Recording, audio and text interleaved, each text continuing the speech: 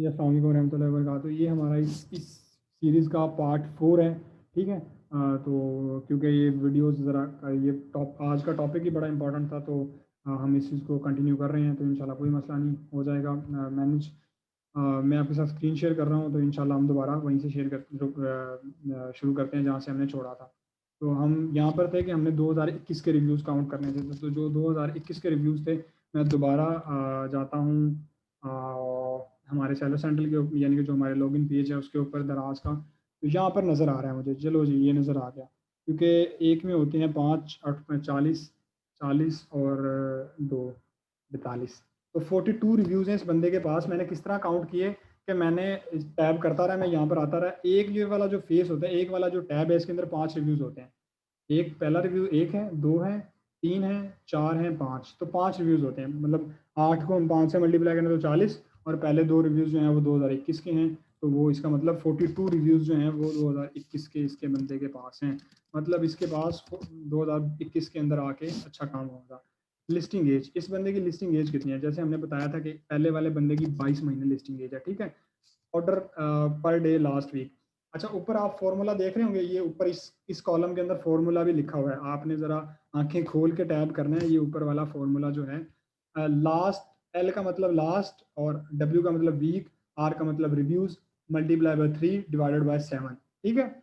Last week reviews जो है हमारे पास वो हैं 7, तो 7 को अगर हम मल्टीप्लाई बाय करें 3, 21, 21 को हम डिवाइड करें 7 के ऊपर, 7 मल्टीप्लाई बाय 3 21, 21 डिवाइडेड बाय 7, तो ये हमारे पास 3 ऑर्डर आ रहा है।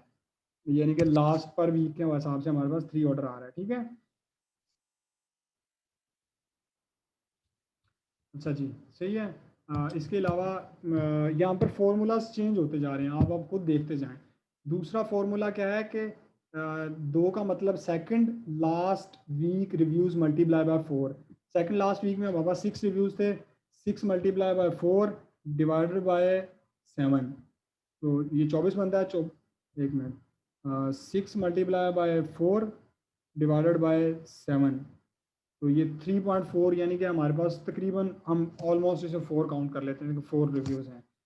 आगे फिर थर्ड लास्ट वीक रिव्यूज़, 3 का मतलब third last week reviews. Third last week reviews हमारे पास एक रिव्यू है, एक को मल्टीप्लाई करेंगे 5 से, तो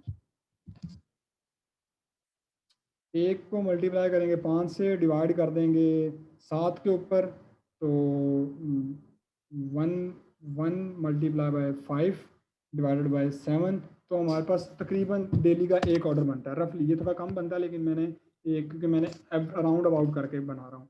तो जो टोटल ऑर्डर हमारे पास बने, टोटल ऑर्डर को हमें किस तरह काउंट करना है? Order per day, order per day जो लास्ट वीक के ऑर्डर्स हैं उनको हमने 30 से मल्टीप्लाई करना है और लिस्टिंग एज से मल्टीप्लाई कर देना है, ठीक है। बड़ा सिंपल है। जो लास्ट वीक के अंदर हमारे पर डे ऑर्डर आए थे 3, ये जो हमारा पर डे ऑर्डर आ रहा है 3 आ रहा है लास्ट वीक। रिमेंबर यहाँ पर लास्ट वीक जो हमारा लास्ट वीक है उससे मल्टीप्लाई करना है। ये पहले वाला लास्ट वीक है, फिर सेकंड लास्ट वीक है, फिर थर्ड लास्ट वीक है। तो जो पहले वाला लास्ट वीक है उसको हमने 3, हमारा पर डे ऑर्डर आ रहा है 3 मल्टीप्लाई बाय 30, और क्योंकि एक एक महीने में 30 दिन होते हैं, तो लिस्टिंग एज आ जाएगा 3, 3 मल्टीप्लाई बाय 30, और लिस्टिंग एज है 22 multiply by 22, 3 multiply by 30 multiply by 22। इस बंदे ने अभी तक तकरीबन, नहीं, ये बहुत ज़्यादा है, ये बहुत ज़्यादा है इसका, ये फॉर्मूला नहीं ठीक बनेगा यहाँ पर, ये बहुत गलत रेशो आएगी इस ऑर्डर की। No no no no no,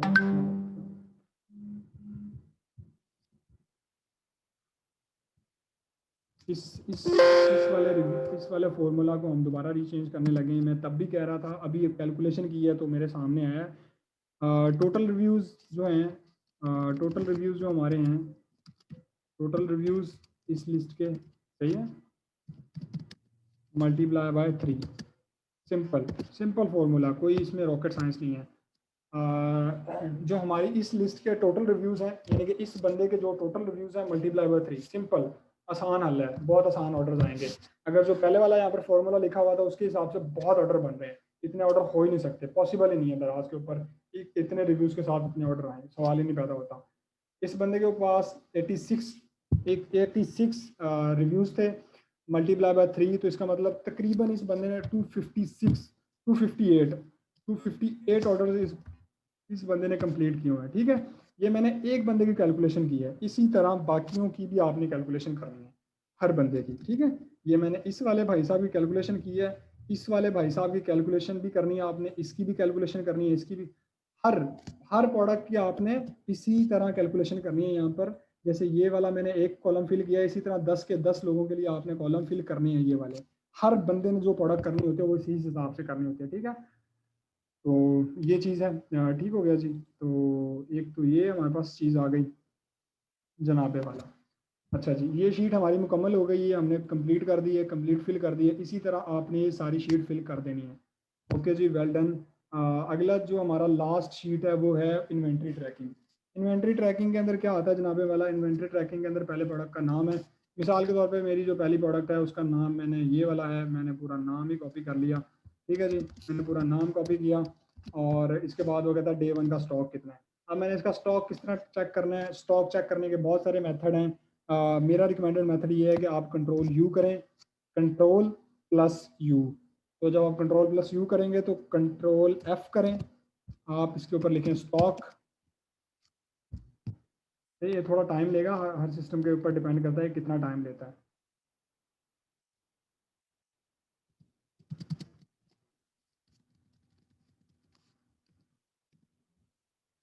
मेरे सिस्टम के साथ थोड़ा मसला है, ये स्टॉक के ऊपर जब मैं क्लिक करता हूँ तो वो स्टॉक वाला कीवर्ड पिक नहीं कर रहा होता ये, तो ये आप अपने साथ देख लीजिएगा। वो स्टॉक आ गया था, अभी आया, लेकिन वो मैंने थोड़ा लोड लेता है, लोडिंग में टाइम लेता है, क्योंकि 8000 रिजल्ट हैं टोटल। तो वो 8000 के अंदर इसने जब देखना है तो थोड़ा लोडिंग में यहाँ पर टाइम लेगा, थोड़ा सा बर्दाश्त कर लीजिएगा। ये स्टॉक का जो रिजल्ट आते हैं ये मैक्सिमम कोई 10-15 रिजल्ट आते हैं, आपने देखा 15 रिजल्ट आए हैं। ठीक है, मैंने स्टॉक के ऊपर मैं गया, मैं टैब करता रहूँगा। ये दूसरा स्टॉक है, तीसरा है, चौथा है, पांचवा है, छठा है। अब मैंने छठा स्टॉक किया है तो इसका स्टॉक मुझे ये दिखा रहा है 19। यानी कि इस जब मैं छठे स्टॉक के ऊपर आऊँगा, आपने छठे स्टॉक को ही ट्रैक करना है। बाज़ दफ़ा जब वेरिएशन ऐड होती है ये थोड़ा सा ऊपर नीचे बताता है, लेकिन जो इसका स्टॉक है वो 19 है। ठीक है, जो इसका स्टॉक है वो 19 है। तो ओके जी, मुझे पता चल गया इसका डे 1 का जो स्टॉक है वो 19 है। इसी तरह मैंने अगले बंदे का भी फाइंड करना है। लेट्स सपोज मैं अगले बंदे का भी फाइंड कर ही लेता हूँ, अभी कोई मसला नहीं है। ये वाला भाई साहब है, मैंने इसका भी कंट्रोल यू किया और फिर मैंने कंट्रोल एफ किया, फिर मैंने स्टॉक पे क्लिक कर दिया। तो इसका 12 स्टॉक आ रहा है, तो मैंने छठे पे जाना है। सही है जी, मैंने छठे पे जाना है। जब मैं छठे के ऊपर आया, ये वाला छठा स्टॉक बनता है, तो स्टॉक के ऊपर 10 बता रहा है मुझे। ये मुझे कह रहा है कि 10 स्टॉक हैं इसके ऊपर। तो मैंने ठीक है, मैंने यहाँ पर 10 स्टॉक लिख दिया। इसी तरह मैं अगले दिन आऊँगा, डे 1 है, अगले दिन आऊँगा मैं इसके ऊपर, अगले दिन मैं आके लिखूँगा कि कितना बनता है। अभी के लिए मैं अज्यूम कर रहा हूँ, मैं अपनी कैलकुलेशन बताता हूँ। ठीक है, मैं अज्यूम मैंने करना है इस बंदे के पास एवरेज डेली के अज्यूम कर लो 10 ऑर्डर, 7 ऑर्डर आ रहे हैं या 5 ऑर्डर आ रहे हैं, तो इसका स्टॉक अभी 19 है। क्योंकि हमने आगे वाली कैलकुलेशन पूरी करनी है तो इसलिए मैं आपको समझा रहा हूँ।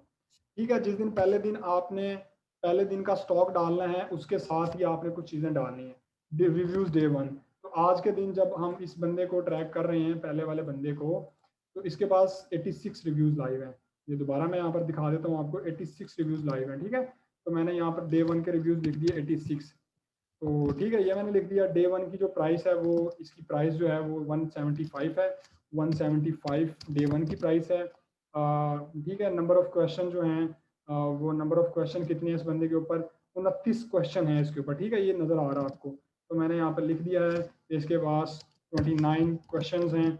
सेलर टाइप क्या है? अगर ये सेलर एफ होता तो एफ वाले यहाँ पर शो हो जाते हैं अलग से ना, यहाँ पर एक ऑप्शन बना होता है, मैं आपको दिखाता हूँ। मिसाल के तौर पे मैंने एफ पे क्लिक किया, फुलफिल बाय दराज, किधर गया भाई?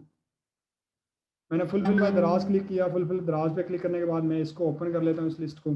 जैसे मैंने इस लिस्ट को ओपन किया तो मुझे यहाँ पर एक ऑप्शन नज़र आ रहा होगा लेफ्ट साइड पे, ये नज़र आ रहा है फुलफिल बाय दराज।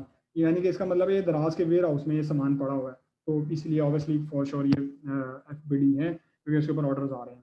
ठीक हो गया जी। तो ये मैंने, ये वाला एफ नहीं है, ये एफ सेलर है। तो मैंने यहाँ पर लिख देना है F FULBN fulfil bye merchant, ठीक हो गया जी। अच्छा, इसी तरह मैंने ये तो मेरा वो काम है जो मैंने डे 1 में करना है। डे 1 में मैंने सबका स्टॉक चेक करना है और डे 1 के रिव्यूज लिखने हैं, डे 1 की प्राइस लिखनी है और नंबर ऑफ क्वेश्चन लिखने हैं, सेलर टाइप लिख देनी है। ये मेरा डे 1 का काम है, ठीक है।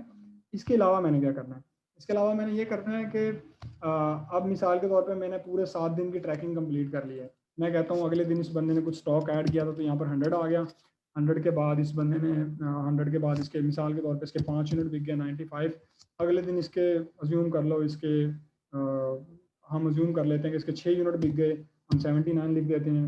फिर मैं अज्यूम करता हूँ कि इस बंदे के 9 यूनिट बिक गए तो हम 80 लिख देते हैं। फिर मैं कहता हूँ इसके 10 यूनिट बिके हैं तो फिर 70 है। फिर मैं अज्यूम करता हूँ इस बंदे के 5 रिव्यूज ऑर्डर बिके हैं तो 65 है। ये मेरे पास एक एवरेज आ गई, यानी कि 7 दिन का मैंने ट्रैक किया इस बंदे को। 7 दिन की ट्रैकिंग के बाद मुझे मेरे पास ये डाटा आता है, ठीक है। आपने ट्रैक करके यहाँ पर डाटा लिख देना है, ठीक है। एक दिन इसका स्टॉक बढ़ा है, बाकी कम ही हुआ है। मैंने क्या करना है, मैंने डे 1 को जिस दिन आपके इन्वेंट्री बढ़ जाए, मिसाल के तौर पे पहले दिन इसका स्टॉक जो था वो 19 था, अगले दिन इसका स्टॉक 100 हो गया, मतलब सेलर ने कुछ स्टॉक ऐड कर दिया है। अब जो कुछ स्टॉक ऐड हुआ है तो मतलब मेरी कैलकुलेशन में फ़र्क आ गया, तो मैंने डे 2 की यहाँ पर मेरी कैलकुलेशन नहीं हो सकती। हमने क्या मैच करना होता है, हमने डिफरेंस मैच करना होता है। मिसाल के तौर पे दूसरे दिन 100 था, तीसरे दिन 95 था, मतलब 100 में से पाँच माइनस करें तो 100 में से 95 माइनस करें तो 5 ऑर्डर बिके हैं इसके, ठीक है। मैं यहाँ पर लिखता रहता हूँ, अज्यूम कर लो मैं यहाँ पर करता रहता हूँ सब कुछ। तो मतलब हमने सिर्फ डिफरेंस को काउंट करना होता है कि कितना डिफरेंस आया है। 100 में से 5 बिक गए, फिर इसके 6 यूनिट बिके हैं 89 आ गया, फिर इसके 9 यूनिट बिके हैं तो 80 आ गया, फिर 10 यूनिट बिके हैं, फिर 5 यूनिट बिके हैं, तो ये एक डिफरेंस आ रहा है, ठीक है। हमने डिफरेंस को काउंट करना होता है कि कितना डिफरेंस आ रहा है। पहले दिन से 100 के दरमियान डिफरेंस काफ़ी ज़्यादा है तो हमने वो वाला काउंट नहीं करना, क्योंकि हमें पता नहीं है कि कितने बिके, क्योंकि उस दिन तो इस बंदे का स्टॉक बढ़ा है। जिस दिन कम स्टॉक हो और कुछ ज़्यादा इन्वेंट्री हो, इसका मतलब है स्टॉक बढ़ा दिया, सेलर ने कुछ ऐड कर दिया। उस दिन आप उस दिन की कैलकुलेशन आप यहाँ पर ऐड करके नहीं लिख सकते कि कितना एवरेज स्टॉक आया है। अगले दिन पे आ जाएं, आप पहले दिन को छोड़ दें, अगले दिन पे आए। 100 के बाद डे 1 की कितनी रिव्यूज हैं, मिसाल के तौर पे डे 1 के अंदर 5 ऑर्डर्स आए हैं, अगले दिन डे 4 के बाद 6 ऑर्डर्स आए हैं, फिर उसके बाद 10 ऑर्डर आए हैं, फिर उसके बाद 9 ऑर्डर आए हैं, फिर उसके बाद 10 ऑर्डर आए हैं, फिर उसके बाद 5 ऑर्डर आए हैं। अब मैं एवरेज देखूं, मेरी एवरेज क्या बनती है।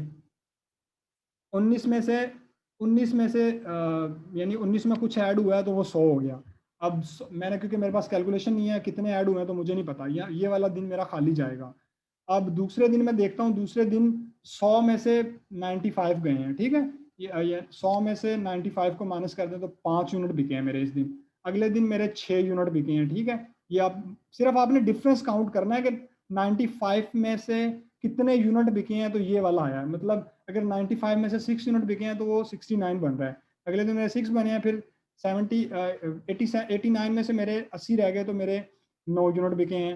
फिर अगले दिन मेरे 10 यूनिट बिके हैं, फिर अगले दिन मेरे 5 यूनिट बिके हैं, ठीक है। अब हमारे पास रह गई सिर्फ एक दिन की इन्वेंट्री ट्रैकिंग के 90 और 95 ये वाला कितने ऑर्डर बनते हैं, क्योंकि अब हमने दोबारा ये कैलकुलेशन करनी है कि हमारा, क्योंकि हम यहाँ पर डे 1 की कैलकुलेशन तो कर ही नहीं पाए थे कि डे 1 की कैलकुलेशन क्या है। डे 1 की कैलकुलेशन क्या बनती है कि 9 में से 9 में से अगर हम यानी कि 19 में से अगर हम 100 को माइनस करें तो वो तो बहुत बड़ा नंबर आता है जो कि माइनस में आएगा। तो हमारी एवरेज बन रही है, अगर मैं सारे ऑर्डर्स को देखूं तो सारे ऑर्डर की हमारी एवरेज क्या बनेगी। एवरेज हमारी बनेगी तकरीबन, पहले दिन हमारे 5 यूनिट बिके, अगले दिन हमारे 6 यूनिट बिके, अगले दिन 9 यूनिट बिके, फिर हमारे 10 यूनिट बिके, फिर हमारे 5 यूनिट बिके। तो इन सबको अगर मैं 5 पे ऐड कर दूं 35 बनता है, और डिवाइड कर दूं 5 पे, सबको ऐड करके 35 डिवाइडेड बाय 5, तो हमारी एवरेज बनती है 7। तो पहले दिन की तो मैं बाकियों की एवरेज मेरे पास निकल आई है, तो इसकी जो एवरेज है वो मेरे पास बनती है 7। तो 35 में अब मैं 7 ऐड करूं, 35 डिवाइड एड 7 42। अब 42 को मैंने डिवाइड करना है। अगर आप कैलकुलेशन देखें तो हमारे पास कितने कितने दिनों की ट्रैकिंग आती है। ये डे 7 तो लिखा हुआ है, लेकिन हमारे पास जो ट्रैकिंग आती है वो 6 दिनों की ट्रैकिंग आती है, तो हमने इसे डिवाइड करना होता है 6 के ऊपर। सही है, समझा पा रहा हूँ मैं आपको। हमने इसे डिवाइड करना होता है 6 के ऊपर, क्योंकि अगर आप देखें डे 1 की हमारी इन्वेंट्री बनती है 7, डे 2 की हमारी जो डे 2 की हमारी इन्वेंट्री बनती है यानी कि पहले इन 2 दिनों की इन्वेंट्री हमारे पास जो बनती है वो 7 बनती है। अगले दिन की जो इन्वेंट्री हमारे पास बनती है वो 5 बनती है, फिर 6 बनती है, फिर 9 बनती है, फिर 10 बनती है, फिर 5 बनती है। ठीक है, तो ये हमारे पास 6 दिनों का डाटा आया। तो हम इसे 7 पे डिवाइड नहीं करेंगे, हम इसे डिवाइड करेंगे 6 पे। तो 42 हमारा डिफरेंस बनता है, 42 डिवाइडेड बाय 6। ठीक है, ये हमारा एवरेज आ जाएगा कि कितने ऑर्डर पर डे बिक रहे हैं। 42 डिवाइडेड बाय 6, तो ये हमारा 7 बनता है, यानी कि डेली के इस बंदे के 7 यूनिट बिक रहे हैं। ठीक है, तो ये हमने डिवाइड किया 6 के ऊपर, ना के 7 के ऊपर। एवरेज हमने डिफरेंस काउंट करना है, डिफरेंस काउंट करने के बाद हमने डिवाइड कर देना है 6 के ऊपर। अगर आप एक चीज नोटिस कर रहे हो, जो हमने फार्मूले के जरिए कैलकुलेशन की थी, तो हमारा पर डे जो ऑर्डर रेशो आ रहा था वो यहाँ पर कम आ रहा था, लेकिन जो हमारा इन्वेंट्री के अंदर आ रहा है तो वो ज्यादा आ रहा है। उसकी वजह क्या है कि जो हमने ये वाली कैलकुलेशन की है ये बहुत रियलिस्टिक है, बहुत ज्यादा रियलिस्टिक है। ये हमने कोई चीज छोड़ी ही नहीं है, कि हमने इतना कंक्रीट करके उसे निकाला है कि हमारे पास सिर्फ जेन्युइन ऑर्डर ही आ रहे हैं। ये तो खैर हमने एक एवरेज नंबर लिया, ये कोई फिक्स नहीं है, लेकिन ये हमारे पास एक एवरेज नंबर आ गया। अब हमारे 7 दिन पूरे हो चुके हैं। मिसाल के तौर पे डे 1 के रिव्यूज 86 थे, तो अगले दिन इसके पास अगले हफ्ते 106 रिव्यूज, 20 रिव्यूज आए हैं। डे 1 की प्राइस 175 थी, तो डे 7 की प्राइस मिसाल के तौर पे 180 रुपये है, अज्यूम करते हैं ना। तो ये वाला कुछ डाटा आपने, जैसे डे 7 का रिव्यू, डे 7 की प्राइस और एवरेज स्टॉक जो है, ये आपने काउंट करना होता है 7 दिनों के बाद। 7 दिन आपने इस प्रोडक्ट को डेली ट्रैक भी करना है। आपने हंट तो कर लिया, लेकिन इसे डेली ट्रैक भी करना है। तो इसी तरह आपने बाकी लोगों का भी, जो बाकी लोग हैं उनका भी डाटा फिल करना है। टाइम टेकिंग चीज़ है, लेकिन मज़ेदार चीज़ है। आप करेंगे आपको मज़ा आएगा। जिस बंदे को मज़ा आता है इंशाल्लाह उसको इस काम में वो समझ ले कि उसका फ्यूचर अच्छा है। जिस बंदे को मज़ा नहीं ना आता, जो जो समझता है कि बहुत टाइम टेकिंग चीज़ है, बहुत बोरिंग चीज़ है, बहुत टाइम लग जाता है, मेरा सारा दिन गुजर जाता है, जो बंदा ड्रामेबाजियां कर रहा होता है, तो उसके लिए फिर ये काम नहीं है। ये उस बंदे के लिए काम है जिसे मजा आता है ये करने में। ठीक है, यहाँ तक हमारी शीट कंप्लीट हो गई। अब कुछ आप लोगों के लिए बोनस शीटें हमने ऐड की हैं आगे। बोनस शीटें बड़ी काम की हैं। पहली ये है कि रिस्ट्रिक्टेड ब्रांड्स, ये वो वाले ब्रांड हैं जो कि रिस्ट्रिक्ट हैं, यानी कि दराज के ऊपर आप ये वाले ब्रांड नहीं बेच सकते। ठीक है, अगर किसी बंदे का ये वो है, ये जो लिस्ट है, ये अपडेट जो आई थी ये 10 अगस्त की लिस्ट है, यानी कि 2020 की है। ये ऑलमोस्ट 1 साल पुरानी लिस्ट है। अभी कुछ और ब्रांड भी इसके अंदर ऐड हुए हैं, तो वो आप देख लीजिएगा। वो दराज यूनिवर्सिटी से मिल सकते हैं, या फिर आप सेलर चैट के ऊपर जाएं, कस्टमर सपोर्ट के ऊपर, जो सेलर सपोर्ट है उसके ऊपर जाएं, उन्हें कह दें कि हमें वो ब्रांड की लिस्ट दे दें जो रिस्ट्रिक्टेड ब्रांड है। तो ये आपको पता चल जाएगा। ठीक है, तो ये वो ब्रांड्स हैं जो कि रिस्ट्रिक्टेड हैं। आगे वाला जो है शिपिंग चार्जेस हैं, कि आपने अपनी प्रोडक्ट के शिपिंग चार्जेस किस तरह कैलकुलेट करने हैं। अगर आपने देखा हो तो यहाँ पर जर्नल इंफॉर्मेशन के अंदर मैंने एक यहाँ पर चीज़ ऐड की थी जो थी शिपिंग चार्जेस। ये शिपिंग फ़ी नज़र आ रहा है आपको? शिपिंग फ़ी किस तरह कैलकुलेट करनी है? शिपिंग फ़ी आपने कैलकुलेट करनी है, जब आप शिपिंग चार्जेस के ऊपर आएंगे तो ये देखें, डेस्टिनेशन जो आपकी है वो इस्लामाबाद रावलपिंडी है, और जो आपका ओरिजिन है वो कराची लाहौर इस्लामाबाद है। ठीक है, यानी कि अगर आप अपना सामान जो है वो आपका जो सामान है, अगर आप कराची लाहौर और इस्लामाबाद से भेजेंगे, यानी कि कराची से अगर आप इस्लामाबाद भेजेंगे या कराची से कराची भेजेंगे, तो आपको 49 रुपीज़ पड़ेगी, अगर आपका वेट जो है वो 0.5 ग्राम से कम है। ठीक है, और अगर आप लाहौर से लाहौर भेजेंगे तो कराची 7, यानी कि अगर आप इस्लामाबाद से लाहौर से इस्लामाबाद भेजेंगे तो वो तकरीबन 75 रुपीज़ पड़ेगा। इस्लामाबाद से इस्लामाबाद भेजेंगे तो वो तकरीबन 45 रुपीज़ पड़ेगा। इसी तरह वेट अगर आपका आधा किलो से लेकर 2 किलो के दरमियान में है तो ये वेट पड़ेगा। अगर आपका वेट जो है वो 2 किलो से लेकर 4 किलो तक है तो वो ये वेट पड़ेगा। ये सारे आपने पढ़ लेने हैं, ये बड़े आसान है समझने में, कोई मुश्किल नहीं है। अगर कोई चीज़ समझ नहीं आती तो मेरे से क्वेश्चन पूछ लीजिएगा, इंशाल्लाह मैं बता दूंगा। ये बेसिकली एक ना एवरेज होता है, हम हमारी, क्योंकि हमने हमेशा स्मॉल स्केल की प्रोडक्ट्स ही बेचनी होती है, तो आप एवरेज इसे 49 या 69 काउंट कर लिया करें, क्योंकि हमने एवरेज, अब देखें ना, मैंने आपके सामने जो एवरेज काउंट की थी मैंने 49 काउंट की थी, क्योंकि हमारा जो मोस्टली सामान होता है वो कराची लाहौर इस्लामाबाद बड़े बड़े शहरों से ही जा रहा होता है, तो हम लोग एवरेज 49 या 69 रुपीज़ काउंट कर लेते हैं, डिपेंडिंग ऑन के प्रोडक्ट कितनी बड़ी है। ये डिपेंड करता है कि प्रोडक्ट का साइज़ कितना बड़ा है, प्रोडक्ट इटसेल्फ कितनी बड़ी है, तो ये आप उस हिसाब से काउंट कर सकते हैं। जो आगे वाली हमारी शीट है उसके अंदर है दराज का कमीशन, ये मैंने आपको पहले भी बताया है कि आपके सामने अब हम इस शीट के अंदर हमने बहुत ज़्यादा आपके लिए हेल्प आउट कर दिया है, सब कुछ आपको इस शीट के अंदर ही मिल जाता है। तो ये आप देख लें, यानी कि इसके अंदर ये कमीशन है दराज का, दराज की किस कैटेगरी के ऊपर कितना कमीशन है, सब कुछ आप देख सकते हैं। आगे वाली जो यानी कि शीट है उसके अंदर ये वो प्रोडक्ट्स हैं जो दराज के ऊपर आप नहीं बेच सकते। ये हैं यानी कि कुछ इसमें बहुत सारी प्रोडक्ट्स हैं, आप देख लीजिएगा कौन-कौन सी प्रोडक्ट्स हैं। यानी कि फ्रेश फूड के अंदर आता है, ईटेबल और ड्रिंक्स हैं, जो बुक्स हैं वो बेच नहीं सकते, इलेक्ट्रॉनिक्स के अंदर बहुत सारी चीज़ें हैं वो नहीं बेच सकते, फर्नीचर नहीं बेच सकते आप। बहुत सारी चीज़ें हैं यानी कि जो वेपन्स हैं वो नहीं बेच सकते, मिलिशियस जो हैं मिलिशियस वो नहीं बेच सकते, एक्सेसरीज़ को बहुत किस्म की हैं वो नहीं बेच सकते, स्मोकिंग है, बहुत सारी चीज़ें जो आप नहीं बेच सकते। तो ये आप पढ़ लीजिएगा, ये अपडेटेड शीट है, ठीक है? तो इसको आप ज़रा देख लीजिएगा। इसके अंदर भी बहुत सारी चीज़ें हैं जो आपको मिल जाएँगी। तो जी दैट्स इट, ये थी आज की हमारी प्रोडक्ट हंटिंग की वीडियो। आई होप आपने बहुत कुछ सीखा होगा। मैंने तो बहुत सीखा है भाई, मैंने खुद बड़ा सीखा है। हालाँकि मैंने ही आपको लेक्चर दिया, लेकिन ये है कि लेक्चर देने वाला कभी प्रो नहीं हो सकता। मैं तो खुद भाई निकम्मा बंदा हूँ।